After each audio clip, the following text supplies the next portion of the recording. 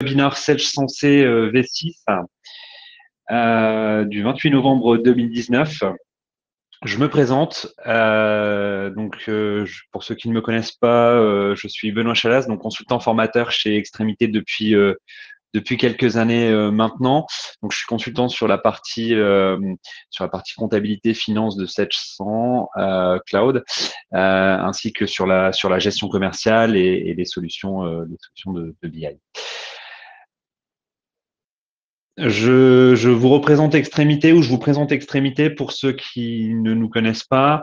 Extrémité, voilà, nous sommes une équipe de 30 collaborateurs passionnés. C'est une société qui a 19 ans d'existence et qui a la chance de compter donc 650 clients.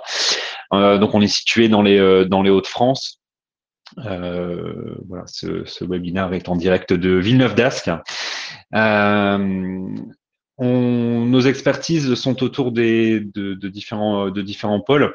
Donc, le pôle sécurité et réseau, les télécommunications avec tout ce qui est solutions téléphonie, 3CX en l'occurrence, qui me permet de faire ce webinaire actuellement. Les solutions cloud, les solutions de gestion, donc vos logiciels de comptabilité, de paye, de gestion commerciale, les développements spécifiques et le digital, donc tout ce qui tourne autour des sites web, des sites marchands et de la communication digitale. Alors, ce webinaire va s'articuler autour de quatre axes. Alors, effectivement, on va principalement parler des nouveautés de la version 6. Mais pour les utilisateurs qui sont actuellement en version 1, 2, voire 3, on va également revenir rapidement sur les versions 3, version 4 et version 5. Hein. Donc les versions 3 et version 4 sous forme de best-of, puisque bien sûr le temps ne va pas nous permettre de rebalayer l'ensemble des nouveautés de ces 3 dernières versions. On va vraiment s'axer quand même sur les nouveautés de la version 6. On va également faire un retour sur les versions 5. Voilà, donc qui était une des versions majeures. Donc bien sûr, ça c'est le cœur de notre sujet aujourd'hui. On va revenir sur les nouveautés de la version 6. Et on va également refaire un petit focus légal sur un point parce qu'on a été mis en alerte. Voilà, récemment, on a eu plusieurs informations concordantes autour notamment du fichier FEC. Et donc, on va revenir un petit peu dessus pour les utilisateurs, un peu plus la comptabilité, bien sûr, mais on va revenir un peu sur cette partie légale. Alors, le best-of des versions 3 et version 4, donc la version 3, c'était vraiment sur les SoundCloud, suite au lancement après la version 1, bien sûr.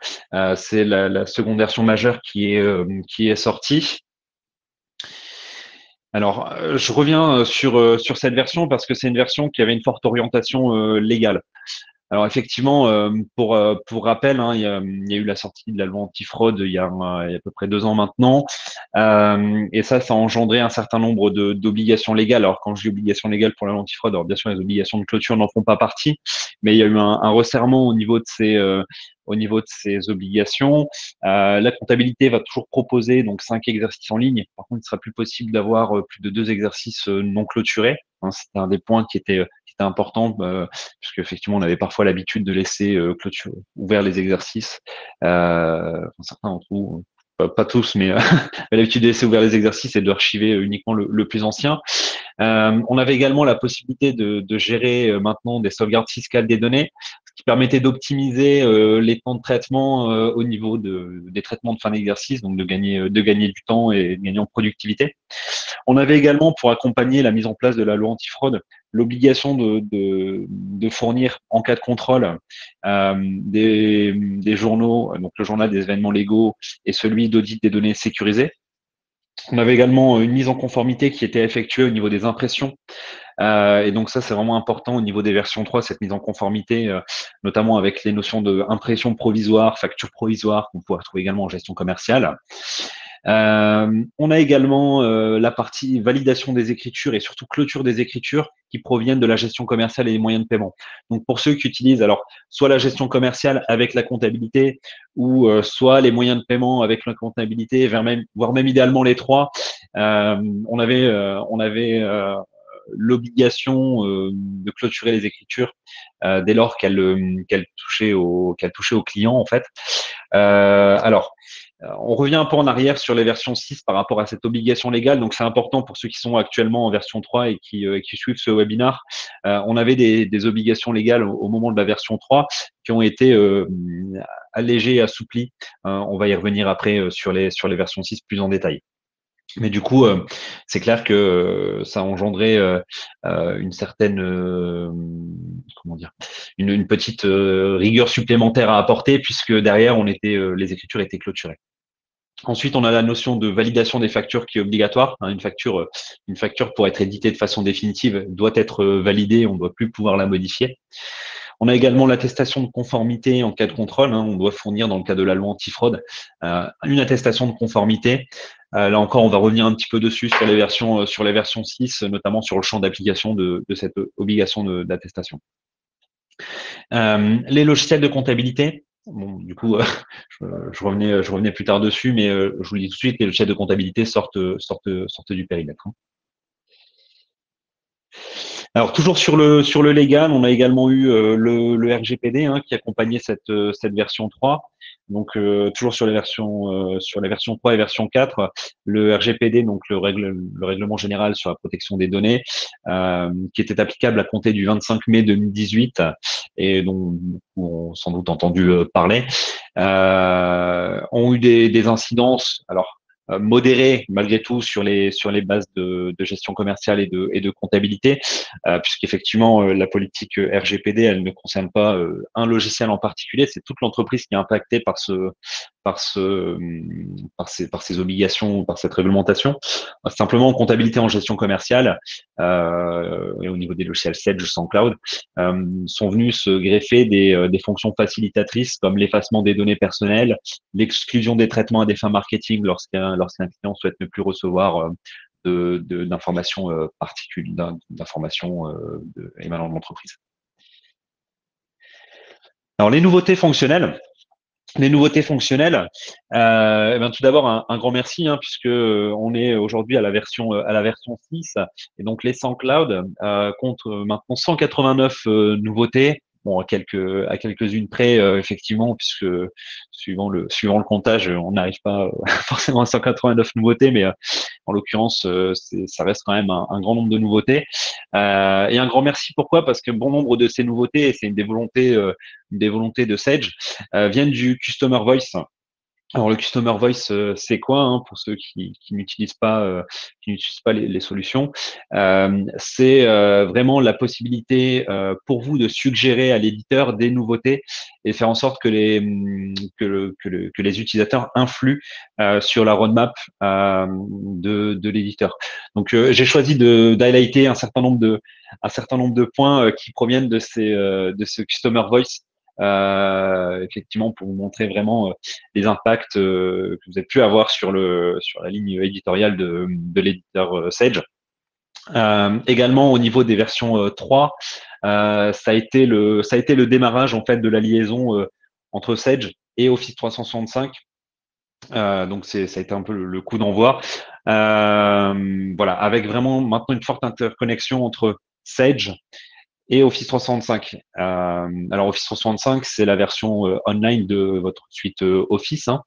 On va retrouver notamment le Sage Contact, qui va permettre de lier vos contacts Outlook avec les contacts de Sage en gestion commerciale ou en comptabilité. On a également Power Apps et Flow. Donc Power Apps et Flow, alors même si au moment où je vous parle, Flow ne s'appelle plus Flow, il s'appelle maintenant Microsoft Automate. C'est vraiment la possibilité de développer des applications en lien direct avec Sage sans cloud. L'intérêt, effectivement, ça va être d'avoir un certain nombre d'applications mobiles directement sur le téléphone. Un certain nombre sont livrés avec les applications, et avec le connecteur. Ensuite, on a les exports Excel et Outlook. Alors effectivement, par rapport à ces exports et à ces envois de mails, on va avoir la possibilité de directement se connecter à son compte Office 365 pour faire les envois de mails et d'Excel. Un des avantages, c'est qu'effectivement, ça permet un peu de s'affranchir des éventuelles problématiques de compatibilité ou de version installées en local. Alors, autre nouveauté en fonctionnel, donc toujours sur les versions 3 et version 4, hein. Je vais essayer de pas trop m'étendre sur ces sujets-là, en sachant qu'il y a les webinaires qui sont à disposition sur le site, sur la chaîne YouTube d'Extrémité. Mais quelques points qui sont marquants pour moi, c'est l'amélioration en fait de la recherche multichamp et la possibilité de sauvegarder ces filtres. Au niveau des recherches, des filtres qu'on a au niveau des listes, on a vraiment beaucoup plus de champs et la possibilité de les sauvegarder. Donc ça, c'est un vrai plus pour la recherche au quotidien dans Sage. On a également pour ceux qui travaillent en devises étrangères, qui effectivement aujourd'hui doivent renseigner les cours des devises manuellement dans la base de données, une actualisation du cours des devises qui est faite de façon automatique. Donc, si vous gérez des dollars, tous les matins, le logiciel remet à jour automatiquement les cours et les pièces peuvent être saisies en fonction de la date au bon cours au moment où la pièce est saisie. Ensuite, on a les contrôles de données qui sont obligatoires. Donc, en fait, c'est quoi ce champ va permettre de rendre obligatoire un certain nombre de champs justement, comme par exemple le numéro de facture en saisie des écritures. On va également avoir pour la partie comptabilité une fenêtre qui va s'afficher, qui est une fenêtre de lettrage en saisie, qui va permettre de gagner du temps.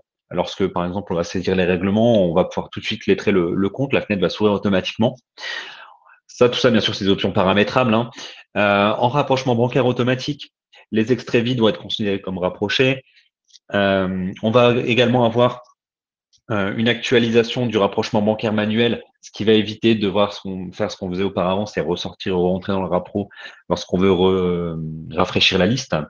Donc tout ça, ces petites améliorations. On va également avoir la reprise des informations d'origine dans les écritures de régularisation, hein. Donc tout ce qui est charges constatées d'avance, produits constatés d'avance en comptabilité. Il y a eu une vague d'améliorations qui s'est poursuivie sur les V3, V4, hein, depuis la sortie de la version 8.50 des i7, où on a eu la première version de ces écritures de CCA, PCA. Sont venus se greffer un certain nombre de nouveautés qui ont amélioré la fonction jusqu'au V5, si je dis pas de bêtises. Voilà, donc maintenant on a vraiment quelque chose qui est très très complet et qui permet de très bien gérer ces charges constatées d'avance, ces produits constatés d'avance. Donc un grand merci parce qu'effectivement, un bon nombre de ces améliorations, si je parle effectivement de l'actualisation du rapprochement bancaire, des fenêtres de lettrage en saisie ou la reprise les améliorations de tout ce qui est écriture de régularisation, beaucoup de ces nouveautés viennent directement de vous, des utilisateurs de Sage. Voilà, donc un grand merci. En gestion commerciale, maintenant, un certain nombre de nouveautés. Alors, pour ceux qui utilisent la gestion des stocks de Sage dans la gestion commerciale, donc a priori la majorité des utilisateurs GESCOM de Sage, hein, on a la possibilité de mettre en place une planification du réajustement des cumuls.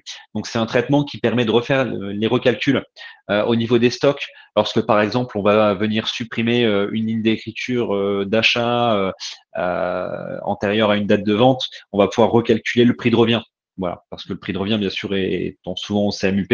Si on supprime des quantités en stock, le CMUP n'est pas réajusté sur les ventes et donc les marges peuvent potentiellement être faussées. Donc, généralement, il est conseillé de faire de temps à autre un réajustement des cumuls pour justement recalculer ces différents éléments. Et bien là, on va pouvoir planifier ces réajustements des cumuls pour que, par exemple, une fois par semaine, tourne le traitement de réajustement des cumuls, parce que c'est un traitement qui est mono-utilisateur et qui donc bloque la base, donc on peut comme ça le planifier le soir. On a également au niveau de la gestion commerciale une aide au niveau du choix des fournisseurs. Ça, c'est encore des nouveautés V3, V4, hein, avec la possibilité de choisir sur différents critères. Alors, bien sûr, sur les critères de tarif, mais également sur les critères de délai de livraison, les fournisseurs, lorsqu'on a une fenêtre ou une gestion du réapprovisionnement qui a effectué. Autre nouveauté, alors, Vraiment, c'est une nouveauté qui est venue se greffer à une obligation légale. On est un peu entre les deux, puisque là, on parle du connecteur avec Chorus Pro. Hein, aujourd'hui, lorsqu'on travaille avec le secteur, avec les secteurs publics, avec les collectivités, on est tenu d'aller déposer les factures sur Chorus Pro. Alors, sachez que si vous utilisez, c'est couplé avec la solution Sage Facture, qui est la solution de dématérialisation des factures de Sage, est venu se greffer du coup à cette solution de facturation, une solution qui s'appelle Chorus Pro, qui va donc permettre un connecteur plutôt, qui va permettre d'envoyer directement les factures à Chorus Pro et donc de gagner énormément de temps parce que c'est quelque chose qui est assez fastidieux. Alors a priori, c'est les retours qu'on en a des utilisateurs qui fonctionnent avec Chorus Pro. Ça demande pas mal de temps parce qu'il demande pas mal d'informations justement et c'est assez chronophage. Autre nouveauté gestion commerciale sur les V3 et V4, une nouveauté qui était fortement appréciée, c'est la gestion des prospects, la possibilité de gérer des devis sur les prospects, de transformer le prospect en client lorsque la commande est validée. Voilà, donc ça évite de polluer sa base client en comptabilité. Par exemple, pour ceux qui utilisent à la fois gestion commerciale et comptabilité, avec des prospects, donc des futurs potentiels clients.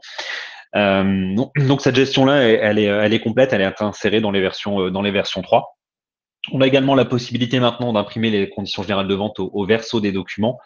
Pour ceux qui n'ont pas de papier préimprimé, par exemple, et qui veulent insérer les conditions générales de vente, il n'y a plus besoin d'imprimer séparément ou de faire d'abord une impression au dos des documents pour ensuite repasser les conditions générales de vente. Voilà, maintenant on a une option avec un modèle. Sur une page, on peut mettre les conditions générales de vente. On a également réapprovisionnement interdépôt qui permet de gérer en fait dans le traitement de réapprovisionnement la possibilité d'aller chercher non pas une commande ou une préparation de fabrication, mais directement d'aller interroger les autres dépôts de l'entreprise pour voir si le réapprovisionnement est possible. D'autres éléments, alors sur les gestions commerciales, j'essaye de passer vraiment, et comme je disais, d'highlighter sur les points qui sont essentiels sur la version 3. Mais l'idée, c'est vraiment voilà, d'axer sur les choses qui, moi, me paraissent vraiment fonctionnellement intéressantes parce que j'ai eu l'occasion de mettre à jour pas mal de clients et d'en former, et donc sur des nouveautés qui étaient attendues. En l'occurrence, si je parle de la possibilité d'imprimer en rafale plusieurs factures au format PDF, ça veut dire quoi? Ça veut dire qu'on peut désormais, au lieu de, lorsqu'on sélectionne dans la liste des documents une impression PDF, je vais pouvoir générer un fichier PDF par document et non plus un seul fichier PDF. Donc c'est un gain de temps, ça évite de faire séparément les impressions des factures en PDF. Je vais également avoir la possibilité et une amélioration au niveau de la gestion des remises. Je vais avoir la possibilité d'impacter sur chacune des lignes la marge lorsque je fais une remise totale, en fait une remise globale à un client. Donc ça, c'est vraiment une amélioration aussi au niveau de la gestion des calculs des remises et ça permet, c'est une fonction qui permet vraiment de faciliter la gestion des remises. Voilà, donc je m'étends pas plus sur les V3, V4, hein, il y a encore beaucoup d'autres nouveautés. Comme je vous disais, je vous invite à aller sur notre chaîne YouTube ou même à nous consulter si jamais vous avez des questions par rapport aux nouveautés des versions précédentes.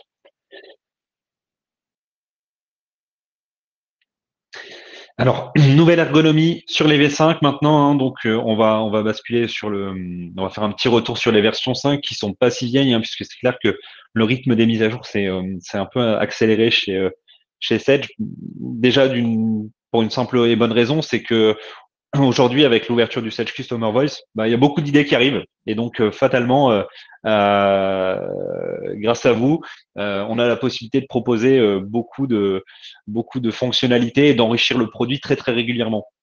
Donc, voilà, pour les utilisateurs, c'est clair que ça permet vraiment d'enrichir le produit. Retour sur les V5, donc la version 5 bénéficie d'une nouvelle charte graphique. Alors effectivement, on dit un peu au revoir au vert chez Sage. Hein, pour ceux qui étaient habitués, on est passé, ça y est, on est passé à la couleur bleue. Également en termes de modification par rapport à l'accès aux applications, on va fonctionner ici avec un menu qui est directement renseigné dans le bandeau du haut. Et le choix de l'utilisateur est de vérifier l'utilisateur qui est connecté. Donc, c'est très légèrement différent, hein. Ça n'influe pas votre façon de fonctionner.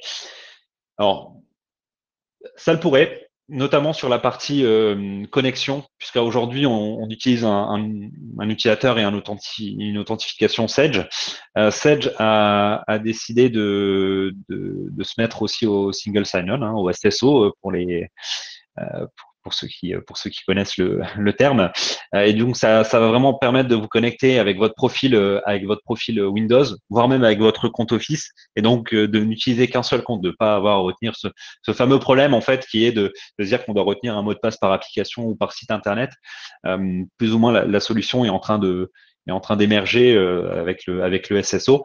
Et donc, Sage le propose. C'est-à-dire que, alors bien sûr, pour des utilisateurs qui utiliseraient déjà Sage, la question se pose parce qu'on a déjà l'habitude d'utiliser notre identifiant et notre utilisateur Sage.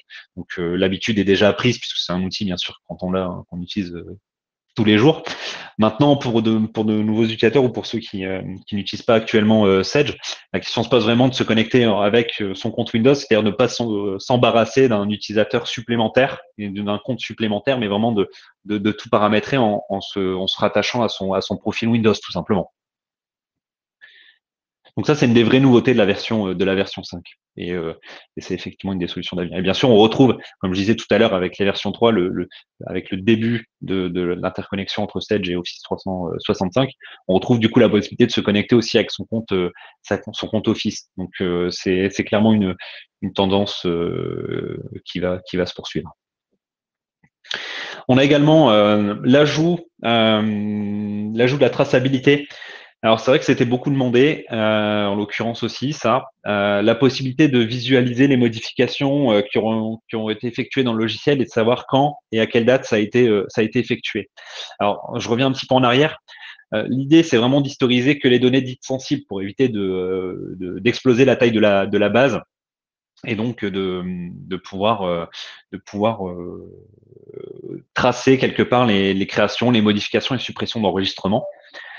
L'idée est également de pouvoir maîtriser l'utilisation de son historique. Quand même, on va pouvoir purger les historiques et également on va pouvoir conserver et voir les anciennes valeurs.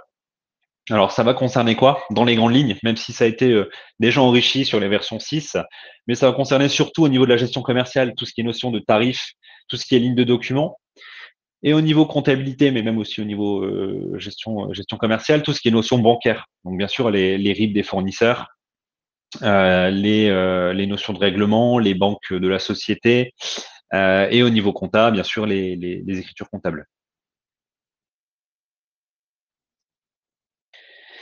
On va également avoir, nouveauté de la version 5, une calculatrice intégrée. Alors, c'est vrai que bon, voilà, ça peut paraître un peu un peu gadget, mais ça a quand même un côté pratique puisque aujourd'hui, lorsque vous essayez d'effectuer des calculs sur le côté, vous êtes obligé de reprendre votre calculatrice. Là maintenant, vous allez pouvoir utiliser des opérateurs dans les cellules type débit, crédit, ou au niveau des cellules quantité et prix dans la gestion commerciale. Donc c'est un gain de temps, c'est un gain de productivité, ça évite d'utiliser de se décoller du clavier Sage et d'aller regarder ailleurs. Ça permet de rester focusé sur son devis, sur son écriture comptable lorsqu'on veut faire des vérifications. Toujours sur les versions 5, on va avoir une nouvelle gestion du logo. On va voir encore après qu'elle est un peu plus poussée maintenant sur les versions 6. On a la possibilité d'associer le logo à la société et non plus au document. L'intérêt de cette fonctionnalité, elle est surtout pour les utilisateurs qui ont plusieurs sociétés, avec la possibilité du coup d'insérer le logo de la société dans les paramètres et derrière d'aller rechercher ce logo par une zone variable dans les documents. L'intérêt donc c'est, comme je disais, c'est de rattacher le logo à chacune des sociétés qu'on aurait et derrière, lorsque je vais faire un modèle de facture, bah, simplement aller changer le logo dans le modèle de facture. Aujourd'hui, enfin, par le passé, je devrais dire, ce qu'on était obligé de faire, c'était vraiment de recréer ce modèle de mise en page par société. Donc c'était un petit peu plus fastidieux. Autre nouveauté des versions 5, qui était une des versions également majeures parce qu'elle a intégré pas mal de nouveautés fonctionnelles. Donc là encore, je vais pas toutes les repasser parce qu'il y a un webinar qui est dédié, qui est le webinar sur les versions 5. Mais l'idée, c'est vraiment de réaccentuer sur ces, sur les points forts. On va avoir la gestion des devis perdus. Puisqu'aujourd'hui, dans la gestion commerciale, un devis qui était perdu, eh ben, il restait dans la base et au bout d'un moment, on était obligé de le supprimer ou de l'archiver. Mais en l'occurrence, on n'avait pas d'historique. Là, maintenant, on va vraiment pouvoir avoir et gérer les statuts, donc des devis qui sont perdus et des devis qui sont archivés avec la possibilité d'indiquer un motif du pourquoi perdu, bon, prix trop élevé, par exemple. Voilà, ça va vraiment permettre de faire un suivi au niveau des devis qui sera un peu plus qualitatif qu'aujourd'hui, avoir simplement la notion de devis transformé et puis devoir utiliser des champs détournés. Là, vraiment, on a une gestion des devis perdus. Autre nouveauté, la notion de règlement, qui apparaît vraiment maintenant au niveau des factures. La question, c'est si d'un coup d'œil, vous pouviez consulter la liste des factures réglées partiellement ou non réglées. Alors, c'est un peu le souhait de beaucoup de personnes de se dire que effectivement, au niveau des listes des factures, euh, de voir directement les factures qui n'ont pas encore été réglées, celles qui ont été partiellement réglées ou celles qui ont été totalement réglées. Ben, aujourd'hui, c'est possible en ajoutant simplement quelques colonnes. On va pouvoir gérer cette notion de règlement. Ensuite, une autre nouveauté de la version 5, le paiement en ligne, donc qui est encore là aussi quelque chose qui a été amélioré en version 6, avec la possibilité au niveau des règlements, de l'enregistrement des règlements, de tout de suite mettre une petite case payer maintenant lorsque vous allez effectuer une facture. Alors, ce payer maintenant, il va apparaître où? Il va apparaître dans le corps du mail suite à l'envoi de la facture ou directement dans le pied du PDF également. L'intérêt de cette fonctionnalité, c'est de pouvoir passer par PayPal ou Stripe, qui sont deux modes de règlement de paiement en ligne, et de pouvoir se faire payer, notamment. Alors bien sûr, ça concerne plutôt les gestions commerciales B2C, mais pas seulement. Bien sûr, ça pourrait aussi concerner le B2B, mais aujourd'hui, il y a beaucoup de paiements qui passent directement par carte bancaire ou par paiement en ligne. Et donc, on va pouvoir inscrire cette fonctionnalité au niveau de Sage. La clôture, la possibilité au niveau de la clôture, c'est un des premiers assouplissements qu'on a eu au niveau de la loi antifraude. On avait l'obligation depuis les censés version 3 d'envoyer des écritures clôturées directement depuis la gestion commerciale lorsqu'on faisait la mise à jour en comptabilité. Cette fonctionnalité donc est maintenant une option au niveau des versions 5. Il n'y a plus d'obligation de clôturer les écritures qui viennent de cette gestion commerciale. Donc ça, c'est plutôt un assouplissement qui est bien utile. Également, au niveau de la sauvegarde fiscale des données, ça va intégrer une boîte à cocher qui va permettre la suppression des PDF fiscaux enregistrés sur la base de données, puisqu'effectivement, dans le cadre de cette loi antifraude, on a l'obligation de conserver les PDF liés aux factures dans l'état dans lequel ils ont été imprimés. Donc ça va être intégré sur les versions 3 avec du coup la validation. La validation, en fait, enregistrer le PDF au fiscal directement dans la base. En cas d'archivage ou de sauvegarde fiscale des données, bien sûr, vous pouvez supprimer de la base de données au format PDF en sachant qu'ils sont du coup conservés dans la sauvegarde fiscale. Donc ça, ça permet d'alléger les bases de données. C'est une fonction qui a été rajoutée sur les V5.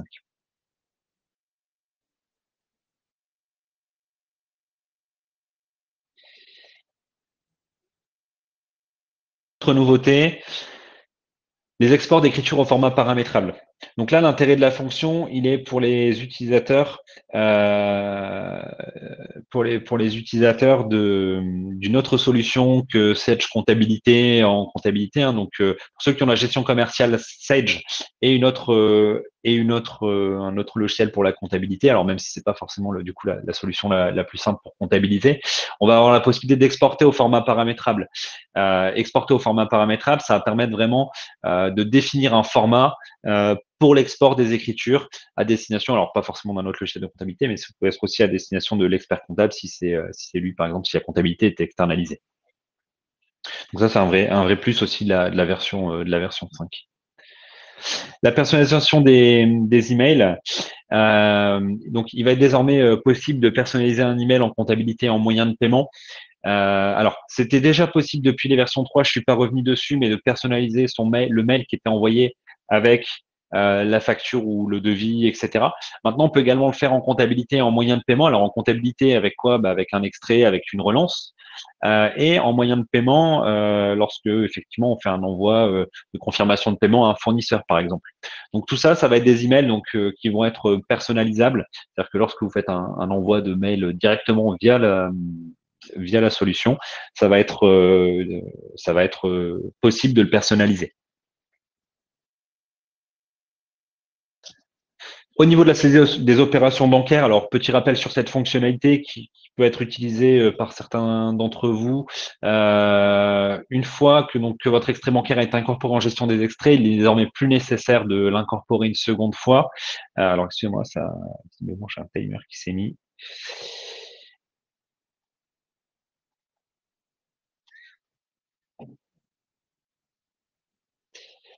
Donc, juste un petit instant.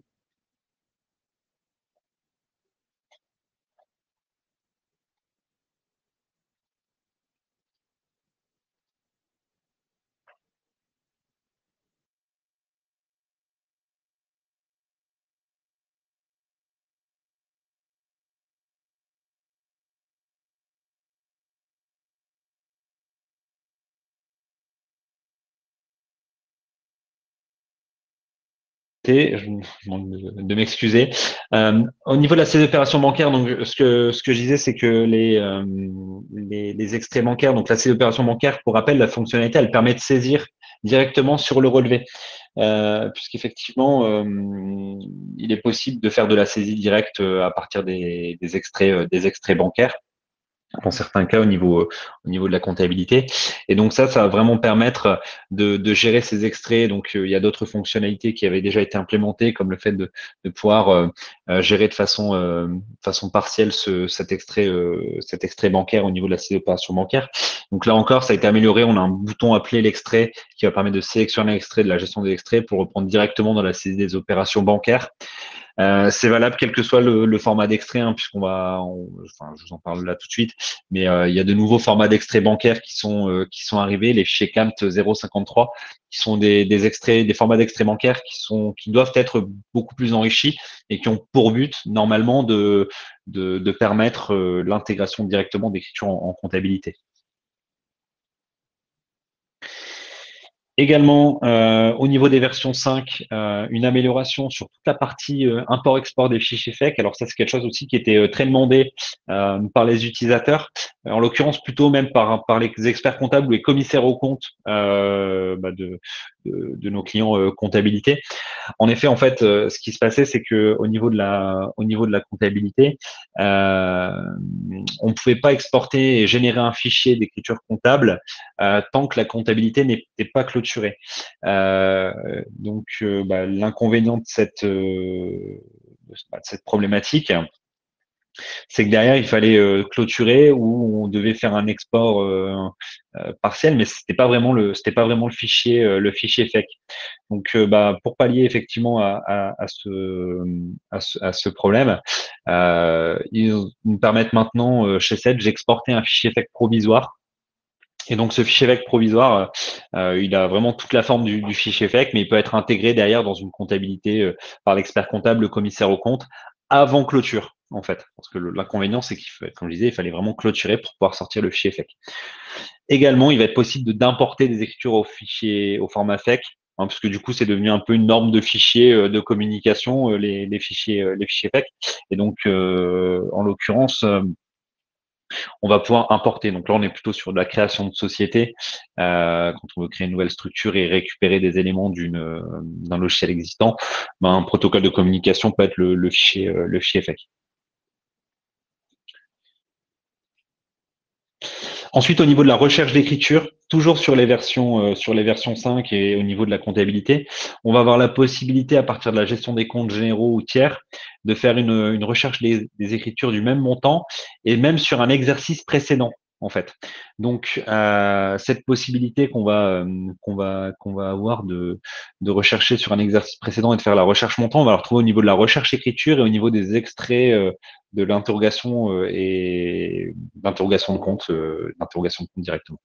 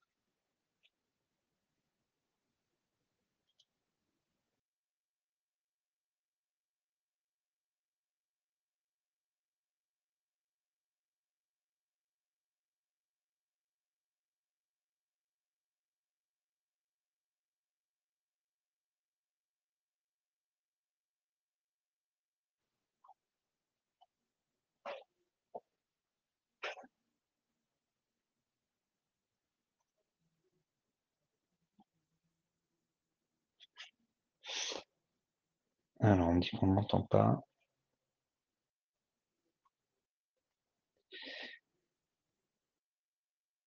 Ok. A priori, tout le monde m'entend. Ok, c'est parfait. Et donc, je reprends. Donc, je vous parlais de la recherche d'écriture sur les versions 5. Donc, la possibilité surtout, et ce qui est intéressant, c'est de faire une recherche, notamment quand on est entre deux exercices, de faire une recherche sur, euh, sur un montant qui peut être sur un ou sur un autre exercice. Alors, plein d'autres nouveautés, hein, donc là encore, je vous invite à aller sur notre chaîne YouTube Extrémité, avec la taille des champs qui a été augmentée sur les tiers notamment, la sauvegarde fiscale des données qui va intégrer des boîtes à cocher permettant la suppression des PDF fiscaux, l'impression d'écriture non validée dans les journaux de contrôle, le fait de pouvoir renseigner le champ numéro de facture fournisseur, les formats CAM 053, etc., etc. Je passe rapidement pour pas trop m'étaler sur les versions 5, mais n'hésitez pas à retourner sur les anciens webinars, comme je vous l'ai dit, hein, donc sur youtube.com, chaîne extrémité.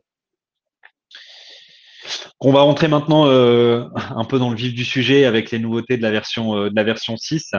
Donc nouveautés qui vont concerner à la fois la gestion commerciale et la comptabilité, hein, donc les gammes de produits, ainsi qu'un certain nombre de produits fonctions communes, comme on dit, c'est-à-dire quand ça concerne les tiers, ça concerne généralement et les clients en comptabilité et les clients en gestion commerciale. Sur les nouveautés donc de la version 6, je vais fonctionner un petit peu par thématique, hein, faire un petit peu un parcours fonctionnel et métier pour éviter le déroulé un peu comme on peut faire habituellement pour changer un petit peu de façon de fonctionner. On va avoir donc un certain nombre de nouveautés qui vont concerner les tiers, donc que ce soit en comptabilité, comme je disais, ou en gestion commerciale. Alors, sur les tiers, on va avoir trois gros points, enfin notamment un gros point, c'est sur les adresses de livraison. Il y a une amélioration au niveau de l'adresse de livraison. Hein, on va avoir pas mal de nouveautés, donc ça continue encore les nouveautés. On a les adresses de livraison clients qui vont être chouchoutées maintenant avec l'intégration de deux nouvelles zones qui ont été demandées dans le Customer Voice. Une zone commentaire sur les adresses de livraison et une zone délai de transport. Ça va permettre d'effectuer effectivement un contrôle. La zone commentaire et même la zone délai de transport peuvent être récupérées au niveau des documents. On va également retrouver sur, bien sûr, la messagerie Office 365, la possibilité, et là ça a été très très demandé, Fiducial Sedge maintenant depuis quelques années maintenant. C'est quelque chose qu'on nous a assez fréquemment demandé, que ce soit en gestion commerciale ou en comptabilité, La gestion des messageries, l'ajout de signature. Donc c'est pas encore tout à fait ça, puisque là on va vraiment rajouter juste un logo en bas des mails. Ça permet vraiment d'avoir quelque chose qui est un peu plus qualitatif lorsqu'on fait de l'envoi de mails, notamment de l'envoi de devis, de l'envoi de factures ou même de l'envoi. Là en l'occurrence c'était une relance. On va avoir le logo de la société qui va apparaître. Mais surtout ce qui était beaucoup demandé, c'est le fait de pouvoir faire de l'envoi de mails à plusieurs destinataires. Puisqu'à aujourd'hui, lorsque vous faites de l'envoi de mail, vous pouvez choisir un service. Maintenant, la nouveauté, elle va surtout résider dans la possibilité de choisir par contact le service qui doit être adressé et d'aller ajouter des emails personnalisés par type de document. Hein.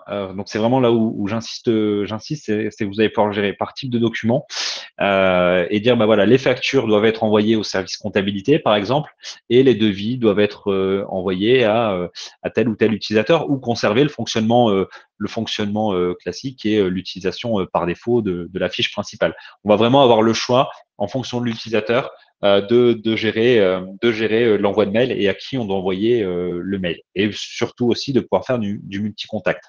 Alors pour info, un petit rappel, parce que je reviens un peu en arrière sur le logo. Le logo va apparaître que lorsqu'on va utiliser l'envoi de mail par Office 365. Hein. On revient un peu sur cette interconnexion entre Sage et Office 365.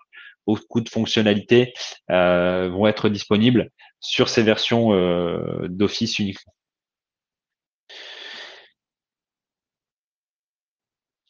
Autre nouveauté, au niveau des devis, une amélioration sur la partie abonnement. Alors, les abonnements, c'est quoi? Bien sûr, l'idée des abonnements, c'est quand il y a de la récurrence, quand il y a des contrats d'abonnement, des contrats, type contrat de maintenance, etc. De pouvoir en fait générer des documents de façon chaînée. Par exemple, des contrats je sais pas, de maintenance logicielle, pour prendre un exemple au hasard.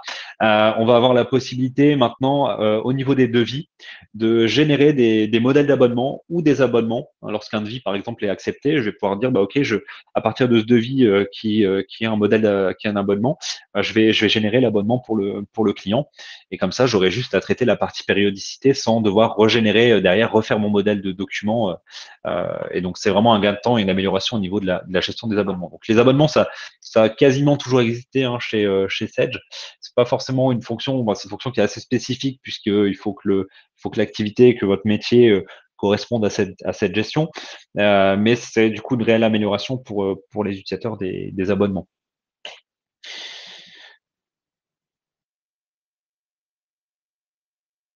Également au niveau des abonnements, la possibilité d'avoir une traçabilité, une périodicité également qui va être à la ligne.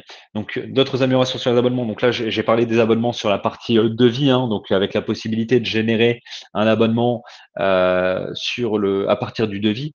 Mais les abonnements ont connu donc d'autres améliorations sur les versions 6, à savoir la possibilité de gérer des périodicités à la ligne, c'est-à-dire d'avoir par exemple une périodicité mensuelle sur toutes les lignes d'abonnement et d'avoir un renouvellement annuel sur une autre ligne de l'abonnement du client. Donc de vraiment affiner sa gestion des abonnements.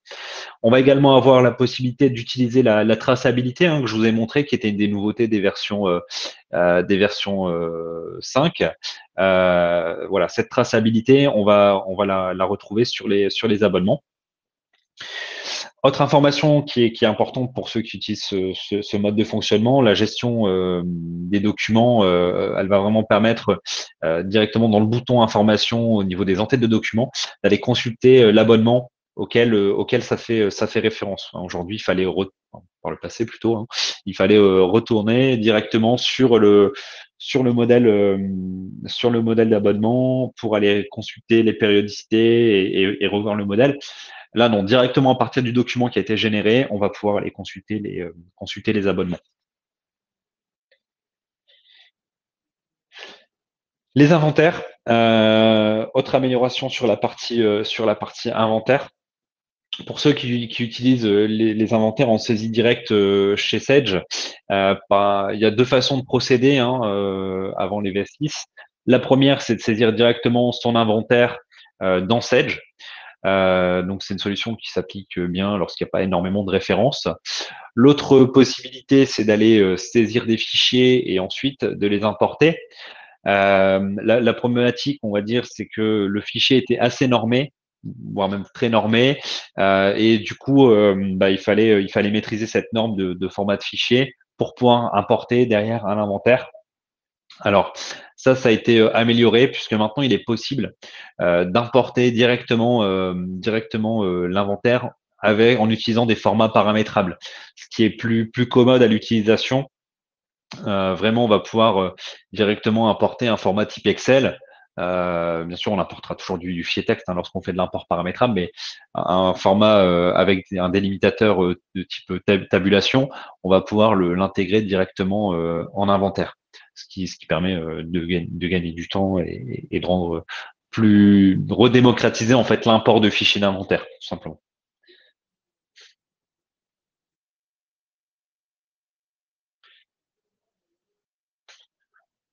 Autre nouveauté sur les versions 6, les documents PDF se sont venus attribuer une possibilité de codification. Alors, dans cette SansCloud version 5, on avait déjà la possibilité, comme je vous l'ai dit, d'imprimer en format PDF avec un intitulé de PDF qui était géré automatiquement. Donc, on pouvait imprimer une page, par exemple pour les factures, avoir un PDF qui était généré, mais le nom était donné automatiquement, on n'avait pas la main dessus. Sur les versions 6, on va avoir la main avec un système de codification et un nombre de fonctions qui sont récupérables. Voilà, par exemple, je peux mettre facture numéro un tel à telle date et pour tel représentant, par exemple, pour tel commercial. Donc ça, vraiment, on va pouvoir personnaliser son numéro de facture lorsqu'on va l'imprimer en PDF directement. Au niveau de la comptabilisation, on va avoir maintenant une nouvelle possibilité, et là c'est bien pour les utilisateurs qui sont plusieurs à saisir en compta, pour lesquels on a à la fois des données qui peuvent être sensibles, comme par exemple les OD de paye. Et en l'occurrence, on va avoir la possibilité de protéger certains journaux. Alors je prends effectivement l'exemple des OD de paye parce que là encore, ça c'est des remontées d'expérience client. L'idée étant de se dire que au niveau des codes journaux, je vais cocher cette case protéger le journal et l'impact lorsque je vais avoir un utilisateur qui va vouloir saisir et s'il n'a pas l'autorisation pour accéder aux journaux protégés, il va se retrouver bloqué avec un message le fichier des écritures est protégé et pas pouvoir aller saisir ou consulter même ce journal. Alors effectivement, la question suivante, normalement, qu'on se pose, c'est mais du coup en consultation d'écriture. Alors c'est pareil, en consultation d'écriture, si je vais regarder mon compte 421 personnel rémunération due, par exemple, je vais avoir un cadenas ici. Si je n'ai pas les autorisations pour aller consulter le journal de paye, toutes les écritures qui ont été passées dans ce code journal me seront invisibles. Hein, ici, on voit bien, et donc c'est mentionné par un petit cadenas. Et pareil, au niveau de l'impression PDF d'un grand livre des comptes, par exemple, sur la gauche, on voit que c'est une impression provisoire avec restriction, ce qui veut dire que tous les comptes ne sont pas affichés dans le grand livre des comptes. Pourquoi? Parce qu'effectivement, j'ai choisi de protéger un journal et l'utilisateur qui a fait cette édition n'avait pas les droits pour aller consulter les journaux protégés. Alors, j'apporte tout de suite une petite précision sur ce point-là. Bon, parce qu'effectivement, c'est quelque chose qui était assez demandé de commencer à accéder un peu plus aux droits sur les données et non plus uniquement aux droits sur les fonctions. Euh, ça reste pour le moment assez limité à ce mode de fonctionnement, à celui que je viens de vous décrire. Si on a un utilisateur qui a, par exemple, doit avoir accès uniquement, je sais pas, aux achats, et un autre qui doit avoir accès uniquement aux OD de paye, et un troisième utilisateur qui serait responsable, qui lui doit avoir accès à tout, cette méthode de fonctionnement ne s'applique pas, hein, puisque on a soit accès aux journaux protégés, soit pas accès aux journaux protégés. Voilà. Les dates d'écriture. Alors là encore, c'est pour éviter, c'est une petite aide pour éviter les erreurs lorsqu'on fait des modifications au niveau des dates d'écriture. Bien sûr, si je change une date sur une pièce comptable, un message va maintenant m'indiquer que la date est reportée à l'ensemble des lignes de la pièce comptable. Je serai plus obligé d'aller le modifier à la main sur chacune des lignes si je veux changer la date de mon écriture. Ça permet de gagner du temps. Lui, il va regarder le numéro de pièce, il va associer la date la date de modification et il va venir reporter tout ça sur l'ensemble des lignes de la pièce comptable. Au niveau des modèles de saisie, là encore, c'est un petit reproche qu'on pouvait faire aux anciennes versions. On voyait, alors, on avait en dessous ici, je vais utiliser le petit pointeur laser. On avait ici en bas des pièces, on avait bien les intitulés des colonnes, mais c'était pas repris sur les en-têtes lorsqu'on utilisait les modèles de saisie. Et donc, si on avait un modèle de saisie qui était un peu long ou un écran parfois qui était un peu petit ou autre, on savait plus très bien sur quelle zone on était. Bon, bah là, ils ont rajouté directement les en-têtes, ce qui est beaucoup plus simple. Voilà. Et comme ça, on peut directement consulter les zones qui sont enseignées. Au niveau de la banque, je vous ai parlé tout à l'heure un petit peu de Stripe et de PayPal. Alors, cette partie paiement en ligne, elle n'était disponible sur la version 5 que sur les factures. C'est-à-dire que lorsque j'envoyais une facture en format PDF, comme je disais, j'avais une mention en bas de mon PDF ou en bas de ma pièce disant payer maintenant, et ce qui permettait de payer en ligne pour les utilisateurs qui recevaient les factures, enfin, pour les clients qui recevaient les factures. Cette fonctionnalité, elle est venue se rajouter maintenant dans le corps du mail au niveau des rappels relevés. Hein. Donc, je vais vraiment avoir sur ma zone de rappel, en bas de mon mail de rappel, que je peux maintenant en plus personnaliser depuis les version 5. Je vais retrouver le solde qui est à payer dans la relance et je vais avoir la possibilité, enfin le client qui est relancé va avoir la possibilité de payer maintenant et ensuite de choisir s'il veut passer par un mode de paiement PayPal ou un mode de paiement par carte euh, et payer tout de suite. Donc ça offre la possibilité dès la réception de la relance de tout de suite régler sa dette. Alors, je vous montre un petit peu ici hein, les différents écrans. Donc, on a la petite icône qu'on va retrouver ici, payer maintenant. On a ensuite le montant dû avec le choix du mode de paiement, donc compte PayPal ou paiement par carte. Donc, paiement par carte, ça passe par Stripe. Et ensuite, le client va directement renseigner ses éléments s'il fait paiement par carte bancaire. Il va pouvoir payer et ensuite, il va avoir la mention comme quoi le paiement est terminé. L'intérêt de cette fonctionnalité, c'est vrai que je suis pas revenu dessus tout à l'heure, mais un des intérêts de cette fonctionnalité, c'est que vous allez pouvoir intégrer ensuite les règlements à votre comptabilité et recevoir les écritures. Voilà, donc ça, c'est important. Voilà, l'interface de règlement, en plus, c'est quelque chose qui est protégé. Hein, ça utilise des services qui sont quand même connus et reconnus comme PayPal ou Stripe. Et donc, comme je vous disais, on va intégrer le paiement en ligne et le paiement il va être enregistré dans le journal de la banque et lettré avec l'écriture d'origine. Donc, c'est quand même un gain de temps. Voilà. Alors après, effectivement, les paiements en ligne ne s'adressent pas forcément à tout le monde, mais voilà, c'est quelque chose qu'on a l'habitude d'utiliser euh, tous pratiquement maintenant, voilà, pour notamment cette approche de fête de Noël, le paiement en ligne, c'est quand même quelque chose qui est assez utilisé. Donc c'est vraiment important de se dire que maintenant dans Sage, on peut utiliser cette fonctionnalité de paiement en ligne. Au niveau des règlements, il y a du changement pour les règlements, puisqu'effectivement, au niveau de la gestion commerciale, on ne pouvait pas consulter directement les règlements qui étaient associés à une facture. Alors, dit comme ça paraît un peu aberrant, mais c'était vraiment le cas. En fait, si j'avais pas un bouton directement dans la facture qui me permettait de voir le règlement qui était associé à ce document. Maintenant, on a deux boutons. Hein, on va avoir la distinction entre le bouton régler et le bouton règlement. Donc, le bouton régler, qui était anciennement le bouton règlement, va permettre d'effectuer le paiement. Et le bouton règlement va permettre de consulter le règlement qui est associé à cette facture.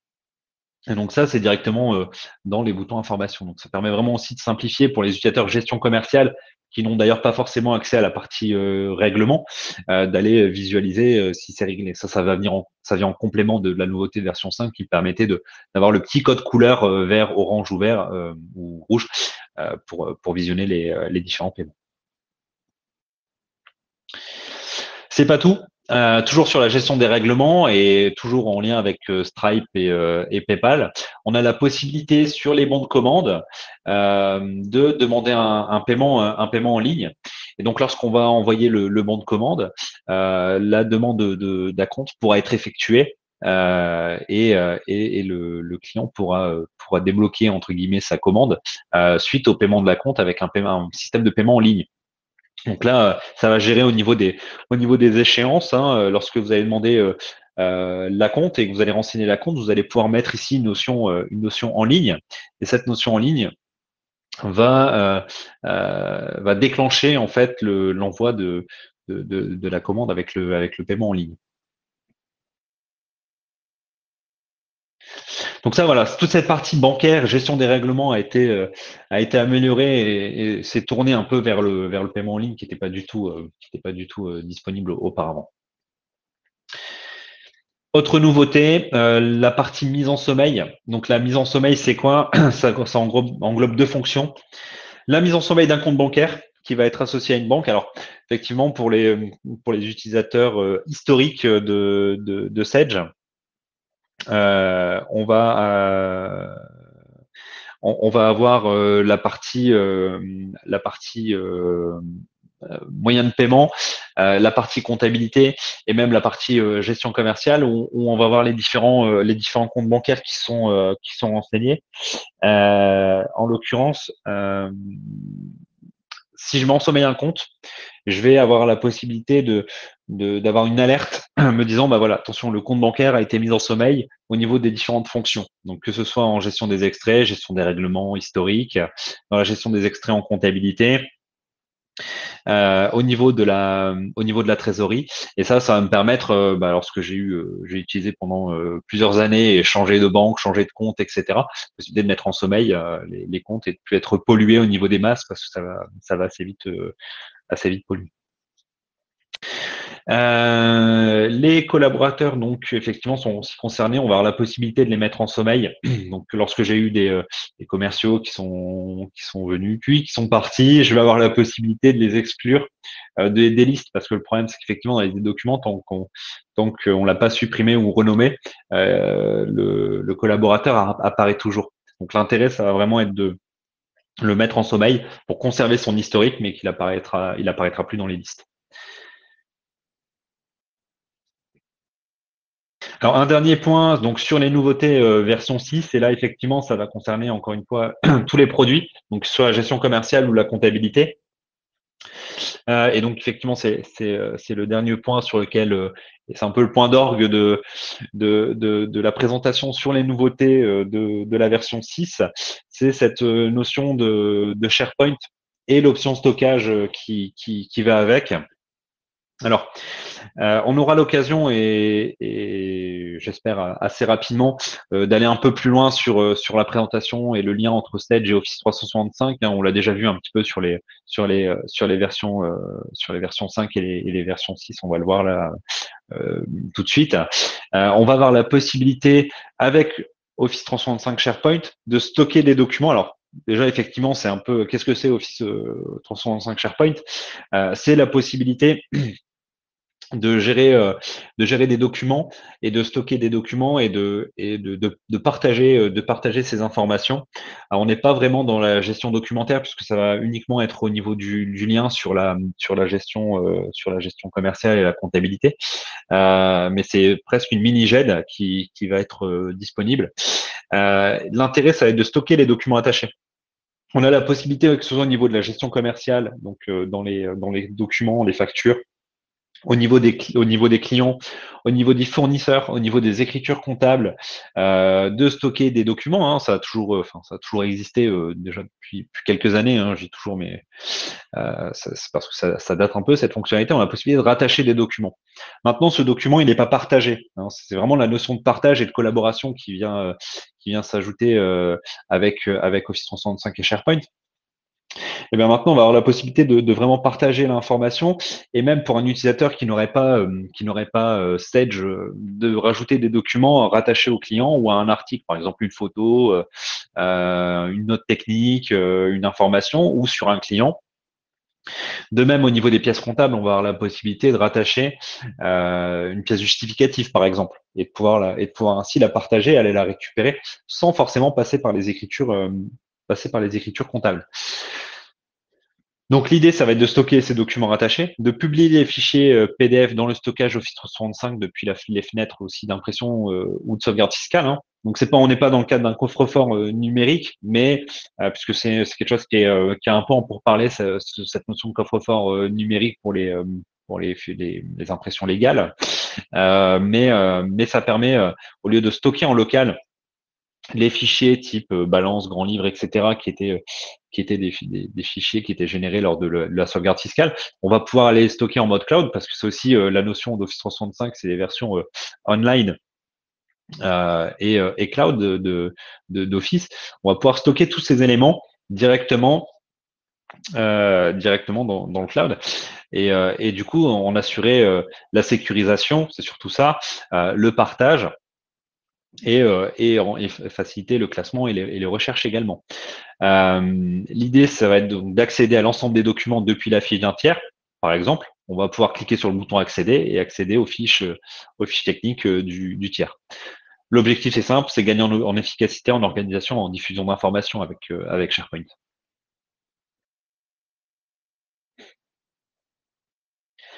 Donc, quelques présentations au niveau d'Office SharePoint. Alors, comment ça se passe, comment ça se matérialise d'une façon plus concrète lorsqu'on utilise, que ce soit la gestion commerciale. Alors là, en l'occurrence, c'est un exemple en gestion commerciale. J'imprime ma facture. J'ai une fenêtre qui s'affiche avec ici la possibilité d'aller envoyer vers l'espace de stockage. Donc, je peux à la fois imprimer ma facture et l'envoyer vers l'espace de stockage. C'est-à-dire que ma facture, elle sera toujours conservée. Du coup, je vais pouvoir l'historiser. Il y a un classement qui est fait par le logiciel. Et je vais avoir la possibilité du coup de reconsulter cette facture. Si je prends une commande ou un devis, par exemple, je vais avoir les notions de version qui vont venir s'ajouter, puisque ça, c'est une fonctionnalité qui est native à SharePoint. Pour la partie comptabilité, je vais avoir la sauvegarde fiscale des données. Je vais pouvoir aller envoyer ma sauvegarde fiscale dans l'espace de stockage Office 365, donc mes fichiers FEC, ma balance des comptes, mes grands livres des comptes, mes grands livres des tiers. Ce qui évite effectivement le risque, lorsque je fais l'archivage fiscal, de le stocker en local ou de stocker sur un répertoire du serveur et que ce soit déplacé, supprimé. Et comme c'est pas quelque chose dont on se sert très fréquemment, de ne s'en rendre compte qu'au moment du contrôle, par exemple. Voilà, donc ça, on va avoir cette possibilité au niveau de la sauvegarde fiscale des données. Je vais également le retrouver au niveau des articles, par exemple, ou des clients. Sur mon client ici, dans mes champs libres, je vais avoir la notion de document attaché. Si je rattache, par exemple, une photo de mon client, je vais pouvoir aller dans mon SharePoint derrière et aller retrouver mon document. Et ça communique dans les deux sens. C'est-à-dire que je peux également le faire dans un autre sens. Une fiche technique sur un article, c'est la même chose. Ici, on voit que le volet article s'affiche. L'intérêt de SharePoint et l'idée de Sage, c'est aussi de ne pas réinventer quelque chose qui fonctionne déjà très très bien, mais c'est dire que avec SharePoint, je vais pouvoir faire des recherches par mots-clés et directement aller retrouver tout ce qui contient le mot facture, par exemple. Donc de rechercher par type de document, par date, par répertoire. Et voilà. Et le classement, il est fait par société. Ça, c'est important aussi.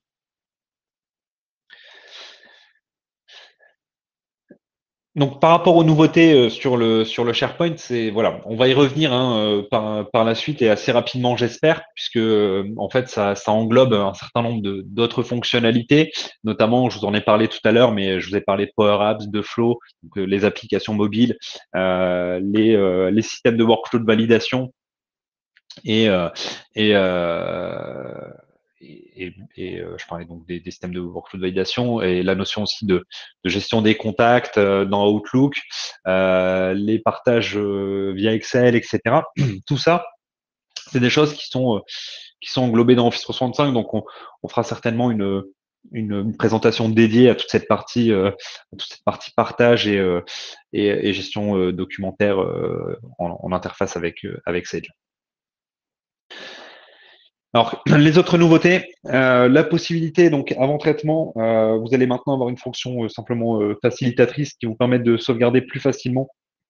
Avant les traitements dits sensibles, vous aurez un bouton de sauvegarde qui va s'afficher, qui vous permettra de proposer une sauvegarde. Ça évite, par exemple, quand on fait une sauvegarde fiscale des données. Si je reprends cet exemple, le logiciel va nous proposer de faire une sauvegarde avant la sauvegarde fiscale des données, bien sûr, ce qui est obligatoire. Également, au niveau des paramètres de structure, le changement de raison sociale va devenir mono-utilisateur. La table des motifs de rejet de devis, elle va être portée à 50 motifs. C'était une nouveauté V5. Je vous annonce également la sortie des états comptables et fiscaux version 13, qui est compatible du coup, qui est la version compatible avec les V6, qui elle-même englobe quelques nouveautés, hein, cette sortie des V13, mais surtout la compatibilité future avec le nouveau millésime fiscal. On va avoir un nouvel assistant de création de société qui va nous permettre de récupérer une société existante pour la dupliquer lors de la création d'une nouvelle structure.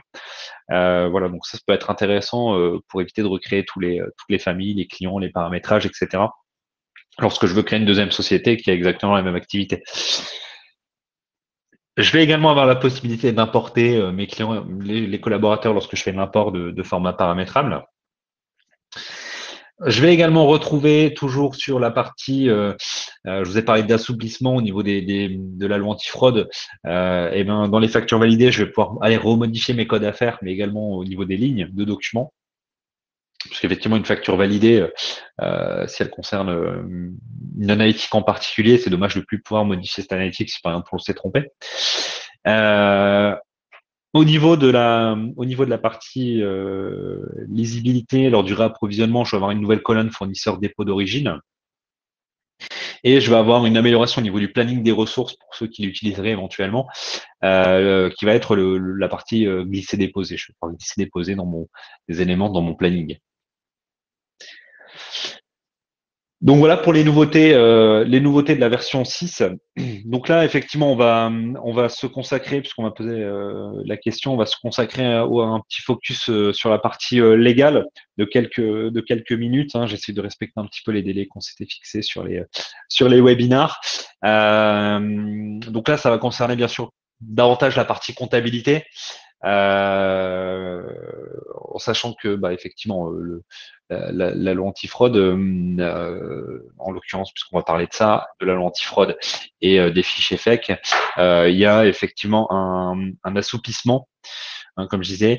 Donc l'antifraude, les derniers rebondissements. Alors je parle de rebondissements parce que c'est quelque chose qui a beaucoup évolué depuis sa sortie maintenant, je dis 2 ans, mais c'était un peu plus d'1 an et demi.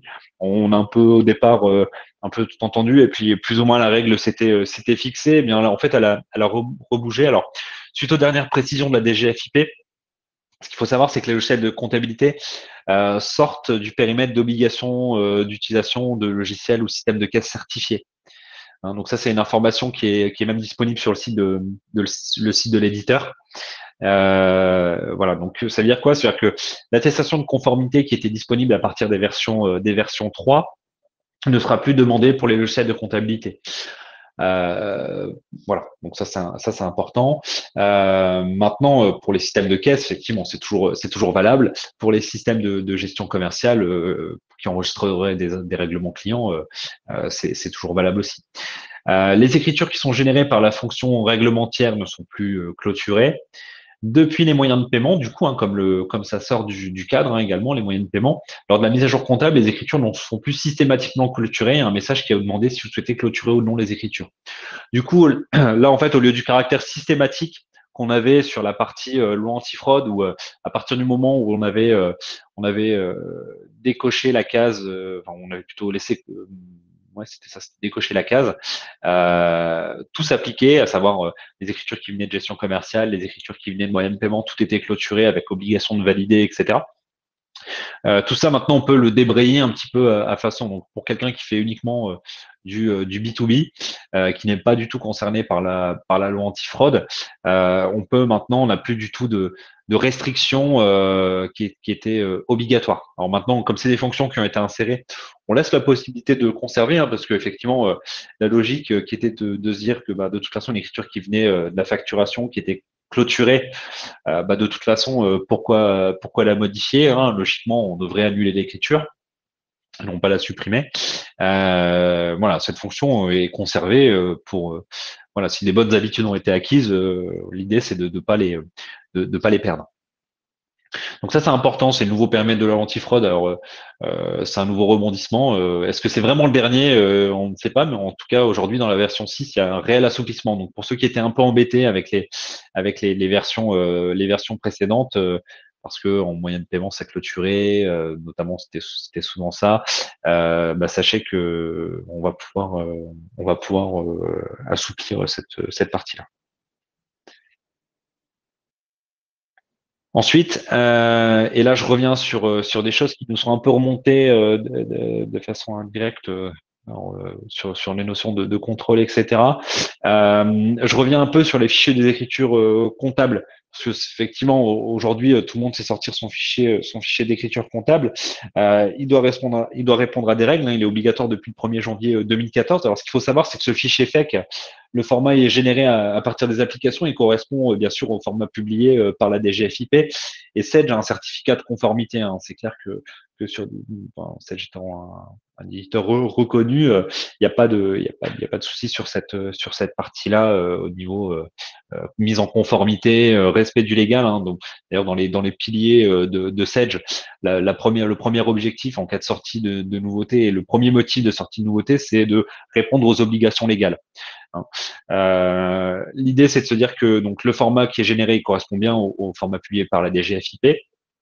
Ce qu'il faut savoir, c'est que la DGFiP, elle met à disposition aussi un utilitaire de vérification de la structure des fichiers qui est disponible à l'adresse que je vous ai mis ici, hein, mais qu'on trouve assez facilement sur Google. Donc, il ne faut pas hésiter à tester ces fichiers pour vérifier la bonne conformité. Alors, en sachant qu'il y a un certain nombre de règles normalement qui doivent être respectées pour l'émission de ces fichiers. Bien sûr, pour plus de précision, je vous invite à avoir vos référents légaux, experts comptables ou autres. Deux, trois points comme ça que je remets en avant. Alors bien sûr, il faut proscrire l'utilisation de langue étrangère dans sa saisie comptable. Le libellé d'écriture, donc il doit être systématiquement renseigné, et ce quel que soit le journal. Quelque chose de nouveau qu'on a appris, c'est que les libellés doivent être identiques sur toutes les lignes de la pièce. Alors bon, a priori, c'est le cas. On peut aussi s'interroger sur le pourquoi de cette obligation, mais effectivement, le libellé doit être identique sur toutes les lignes de la pièce. Le numéro de facture, il doit être systématiquement renseigné, et ce, quel que soit le journal et la pièce. On parle bien du numéro de facture pour Sedge, puisque c'est ce qui remonte en référence externe, parce qu'on a trois champs chez Sedge. On a le numéro de pièce, la référence et le numéro de facture. Je vous rappelle que le champ qui est remonté en DGFiP, dans le fichier FEC, c'est le numéro de facture. Donc, il est impératif de le renseigner. Le montant en devise, donc il ne faut pas utiliser la devise euro. Alors, effectivement, comme vous le savez sans doute, hein, pour ceux que j'ai eu le plaisir d'avoir en formation, lorsque je vous fais passer des écritures et lorsqu'on a paramétré les bases, on met systématiquement la devise aucune. Si on doit utiliser une devise, c'est que c'est une devise qui est autre que la monnaie de tenue de compte. C'est dans ce cas-là qu'on utilise une devise. Donc le code ISO de la devise, ce qui est important de vérifier, c'est que les codes ISO sont présents sur toutes les devises. Donc pour ceux qui font du moyen de paiement, il n'y a pas vraiment de souci là-dessus.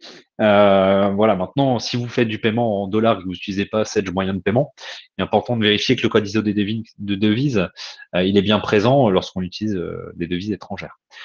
Voilà. Donc ça, c'est peut être paraître des petits points, mais attention quand même. Autre question, et là, c'est aussi une forme de logique, mais c'est bien de le repréciser, je pense, parce que parfois, c'est pas toujours évident dans les périodes de clôture fiscale de faire les choses dans le bon ordre, etc. On a toujours des obligations, on est sollicité, etc. Donc c'est pas forcément évident. Mais ce qu'il faut savoir, c'est que du coup, au cours de l'exercice, il est conseillé normalement de générer une sauvegarde fiscale des données, accessible à partir du menu traitement, et procéder aux opérations périodiques au moment du dépôt de la TVA. Pour les factures qui seraient réceptionnées après, la DGFiP précise qu'elles doivent être enregistrées au premier jour de la période suivante. C'est-à-dire quoi? C'est-à-dire que normalement, au niveau de la clôture, comptable, on devrait effectivement l'effectuer tous les mois après la période de TVA. Alors la question qui revient très souvent, c'est effectivement j'ai reçu une facture du fournisseur 3 mois après, en date d'il y a 3 mois, et moi j'ai fait mes TVA et bien sûr je peux pas clôturer parce que je vais repasser mes écritures à une date antérieure. Alors la réponse de la DGFiP, pardon, c'est bien celle-ci, hein, doit être enregistrée au premier jour de la période suivante de la période de TVA. Voilà. Donc ça c'est important. Et cette notion aussi de clôture périodique. Alors voilà, idéalement il faudrait faire les clôtures périodiques et nous on vous encourage en ce sens. Au moment du dépôt de l'alias, il est conseillé de générer une sauvegarde fiscale des données donc opération périodique puis opération annuelle, hein. Vous pouvez également exploiter à tout moment les fonctions de clôture des journaux pour valider éventuellement les écritures entre deux. Toutes les écritures de l'exercice qui concourent à la détermination du résultat doivent obligatoirement être validées avant le dépôt de l'alias. Alors là encore, c'est-à-dire quoi? C'est-à-dire que logiquement, ma clôture d'exercice, elle doit être effectuée avant le dépôt de l'alias pour ne pas pouvoir effectuer de modifications après avoir déposé l'alias. Voilà. Donc, il faut pouvoir le justifier et sur les fichiers effects, comme tout est historisé et tracé, voilà où est notifié l'information. Donc ça, c'est des petites choses auxquelles on ne pense pas forcément. Donc je me suis dit que c'était aussi l'occasion de ce webinaire pour vous les repréciser. Voilà, donc ça fait partie des choses et bien sûr, n'hésitez pas à revenir vers nous s'il y a des choses à revoir à ce niveau-là. Voilà, donc ça, c'était l'occasion de faire le petit focus sur les nouveautés V6 et de revoir ce point légal. Alors, autre préconisation au niveau de la fonction pré-contrôle FEC, vous avez une fonction qui existe dans état analysé contrôle qui va vous permettre de vérifier éventuellement s'il y a des problèmes au niveau de la saisie des pièces directement dans votre logiciel. Donc, dans état analysé contrôle, vous pouvez vérifier le fichier FEC. C'est un pré-contrôle FEC. Donc, une fois que sur les versions 6, l'avantage, c'est que vous pouvez l'exporter et même utiliser le contrôleur du coup de la DGFIP pour vérifier votre fichier FEC. Le tout, c'est de pouvoir justifier. La fonction sauvegarder ma société, donc surtout c'est important avant tous les traitements comme ça exclusifs de clôture périodique, etc., de bien lancer une sauvegarde. Le cas échéant, ça peut nous sauver. Alors petit rappel également, j'en profite de ce webinaire sur les V6 qui touche à sa fin pour vous rappeler que nous organisons donc une matinale paye et DSN le mardi 10 décembre au carré du L1 à Envelin, donc de 8h à 11h. Donc c'est autour bien sûr de la paye et de la DSN en cette fin d'année. Voilà, c'est l'idée étant de toujours vous proposer des informations et des sessions d'informations sur ce qui va arriver cette année. Eh bien, écoutez, je vous remercie pour votre attention. On a été un peu plus long qu'à l'accoutumée, mais voilà, sachez que donc on reste à votre disposition et que tous nos webinars seront disponibles sur la chaîne YouTube d'Extrémité, donc notamment pour les versions 2, 3, 4, 5. Voilà, donc en l'occurrence, sachez que nous resterons à votre disposition pour toute question.